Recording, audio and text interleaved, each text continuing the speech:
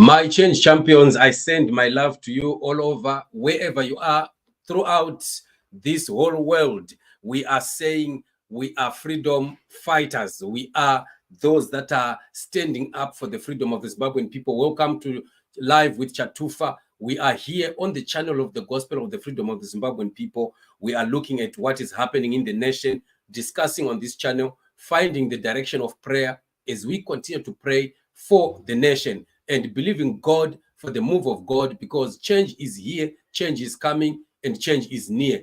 The freedom of the Zimbabwean people is now, and we are saying, welcome to your show. We are looking at a lot of confusion that we continue to see happening right inside the camp of the enemy, ZANU-PF. Very, very shocking what we are seeing happening in the nation as we hear Mnangagwa Central Bank disowning and claiming that they have no knowledge of how the ZiG currency works. So they are even refusing that the ZiG currency and its introduction was not even their brainchild. Oh, what an amazing revelation that is coming out. It is a season of exposure. They are exposing themselves even more and more. We are looking at leadership that is just drunk. I'm telling you, they are drunk on power. They are drunk on stolen money. They are drunk on gold and silver that they are stealing from Zimbabweans. Imagine, all along, these people have been coming out, speaking, and very confident, and Varakashi standing on their side, defending them, and saying, you will see how Mnangagwa is coming up with all these ideas of the structured currency and the like and the like. And the family, we've been speaking about this. And many times we've been saying, what kind of currency is this before if it even came? What kind of structured currency are they talking about? And we have not heard of any of such kind of currencies coming in. Well, we are looking at a lot of things that are happening. I want us to look at the video, to watch the video of the Reserve Bank governor confessing that they don't even understand the ZiG. They don't know what it means, how it works. And also, he confesses that the ZiG is failing. And then we would want to come back and start to talk about it and say, okay, why is the Reserve Bank governor coming out to, disown the money that they've been supporting? ZANU-PF has been up in arms trying to support this money, trying to propagandize this money.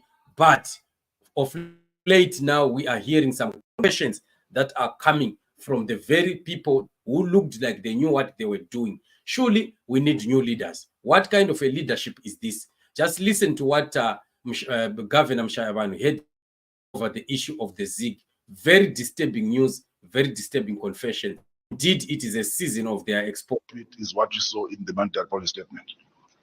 We also didn't know much about a structured currency.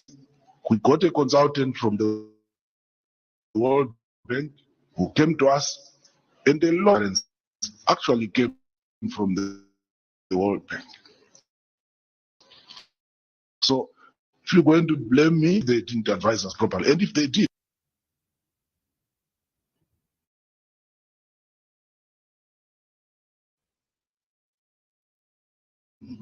the World Bank, maybe they didn't advise us properly. And if they did, right, it's like my video continues to freeze. Otherwise, we just got the gist of the story. This is the Reserve Bank governor who is saying this structured currency, we did not know anything about it. It actually came from a consultant from the World Bank. So if you are to blame us for this, you are blaming the World Bank. Can you now see what we always talk about? That ZANU-PF will always have someone else to blame except themselves. They don't want to blame themselves. They would always want to point fingers at the opposition. They want to point fingers at Nelson Chamisa. They point fingers at the citizens of Zimbabwe. They point fingers at sanctions. Every time, ZANU-PF is never wrong. They are only always correct and everyone else wrong. Right. So what kind of confession are we seeing coming from the Reserve Bank governor? This is just a testimony to show that already they are seeing that this money has failed. That is why they now want to distance themselves from it. Right. But beginning from the first, when they started talking about this structured currency, they never mentioned that this was not their idea. They said it was them who came up. Varakashi were saying it was actually Mnangagwa'S idea himself. And you remember how they were being propaganda, using propaganda on it, advertising it, and saying you will see how good Mnangagwa is through this propaganda, through this ZiG currency. Now, before even a month down the lane, we are seeing the Reserve Bank governor coming to, confess that it was not their idea. So what is it really that ZANU-PF ever does? If they would need to get somebody from all the way from the Reserve Bank, are we trying to say that there is totally nobody in Zimbabwe? We don't have economists in Zimbabwe. All these professors and what they are failing to come up with a workable system that they can put in place that can see to it that the economy of Zimbabwe works. Why would they take a man or a consultant that has to come from all the way from the Reserve Bank to come and give them an idea about something that they themselves know? I'm going to be telling you one thing. Hear what Mshayavanu is saying here. Mshayavanu is saying if they ill-advised us, then it means you don't have to be blaming us, you have to blame them. Right. If you analyze that statement, you would realize that there is a lot that he's saying there. Number one, he's confessing already that this money is a failure. And number two, he is already denying responsibility of the failures of ZiG. And number three, the fact of the matter is they should never hide that they could have been misled or ill-advised by whoever came from that bank, the World Bank they are talking about here. Because one thing that is very certain is that even if this money or this idea could have been a very good and noble idea, the truth that we know about ZANU-PF is that they will have misled these very consultants from the World Bank. ZANU-PF will never tell them the truth about the problems that are faced by Zimbabwe and the Zimbabwean economy. They will lie to these people first, because they would always want to sugarcoat pills. They would never want. Do you think ZANU-PF would confess to this consultant from World Bank that the money changers are actually employees of ZANU-PF big wigs? They will never. Do you think that they will ever tell the World Bank that they don't have gold at all? They will continue to say we have quite a lot of gold that is somewhere, the same way they've been lying to Zimbabweans. Do you think ZANU-PF will ever agree that they've been the elephant in the room causing the failure of the Zimbabwean economy from as back as when inflation started to hit the country so hard? Definitely, they are not going to tell these consultants the truth. So when these consultants will come up with ideas that they say, okay, use this idea, they will be coming up with an idea that is going to be on a foundation of lies, because ZANU-PF will have hidden a lot of information and will have hidden a lot of truth from these consultants. So at the end of the day, when there is failure, the failure is supposed to be attributed to ZANU-PF and not to the consultants. Right now, Mushavan will never disclose the information that they've given to these consultants in terms of the scenario that is on the ground in Zimbabwe. They will never tell the truth. So because of that, whatever idea that comes out will never be workable, considering that the people are going to be working on a perception of a lie. And at the end of the day, the system is not going to work at the end of the day. Now, look at them today. They are saying, if we have blame us, but anyway, we will still try to work from that point of failure and see how we can revive this. So can you see what ZANU-PF is trying to do? They are shifting blame already. They want to move away from responsibility. They would want tomorrow, when the ZiG has totally collapsed, of which it is totally gone there to total collapse, they would want to say, we have told you that this was not our idea to begin with. We have told you that we were ill-advised. And we told you when we introduced this money that it was not our brainchild, that was not our idea. We were just given this idea. So every failure that is associated with it, Don't blame Mnangagwa. Don't blame ZANU-PF. Just blame it on the World Bank. This is what they are talking about. If we had an opportunity to speak with the people of the World Bank or those consultants, and we would say, can you give us the information about the climate, the economic climate, and the political climate of Zimbabwe, which are the driving forces that drive, that constitute or contribute to the success or the failure of a currency. I'm telling you, you'll be shocked the information that these people were told by ZANU-PF, which is a big blue lie. And at the end of the day, everything that does not work. I'm telling you, family, we have always been saying ZANU-PF is just a big joke. ZANU-PF is just a big lie. Before we get to a month, a confession is already coming. They are already distancing themselves away. Why? Because they know that they've refused themselves to use the money. The government that has issued the money has refused to use the money itself. So they are already seeing that before even its full-flanked function in the economy, the zig has already collapsed. So they are preparing now politically to save themselves by putting themselves at a position where they can point fingers at somebody else who is not themselves. So lies will never save Zimbabwe. This platform, that the greatest thing that has destroyed Zimbabwe is the hate of truth, the idea of lying everywhere. Wherever there is a lie, there will never be progress. Zimbabwe must learn to be truthful. ZANU-PF has rejected truth from as back as we don't remember. They've refused to be told the truth. They've refused to operate in truthfulness. ZANU-PF has always told themselves that they will survive through the lie, through propaganda, through misleading the nation, misconstruing information.